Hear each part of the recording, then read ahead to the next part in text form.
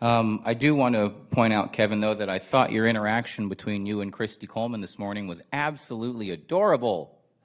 I got butterflies in my stomach. I mean, I think maybe you guys could get together and form an ad hoc Tula committee. I know what you did, buddy. I got another joke, though. Don't worry about that.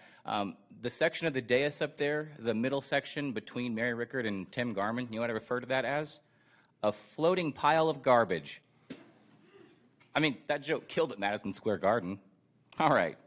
So, Patrick, fine $10,000 between you and Lydia Kent, the sister of Mark Kent, the guy, the bag man that's been holding all the money you got from Revere John Selmo. And then you've been spewing for so long about fraud, which I noticed you're not talking so much about anymore. Might have something to do with the woman on my shirt. But you talk about fraud, and then you literally get caught committing fraud.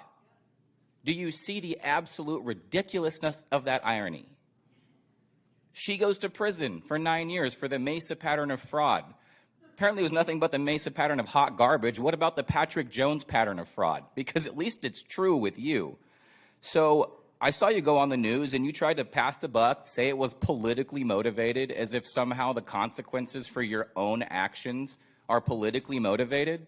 No, that's not how it works. You don't get to pull that stupid Trump card and just say anytime you get caught doing something wrong that it's political lawfare. No, you did something wrong, and a real man owns their mistakes. But I don't believe you are one of those. You're just one of those people who won't admit when they do something wrong, won't admit to any fault at anything whatsoever. If you were actually a man, you'd come out and say, you know what, I was wrong about the Mesa pattern of fraud thing. And you were. But you won't say that because you're not a real man. You're a coward. That's what you are. And you got fired by the people.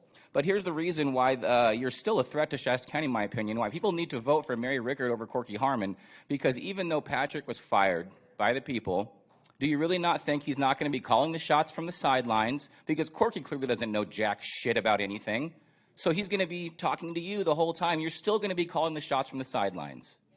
So this is why Mary Rickard needs to win. It's the same reason this year that to save the Republican Party from the MAGA nonsense, people need to vote blue to literally save the Republican Party from the fascism, destroying it from the inside.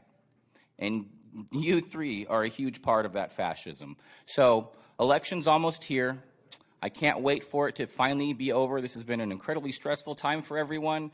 But my God, it'll be so great to just see you gone.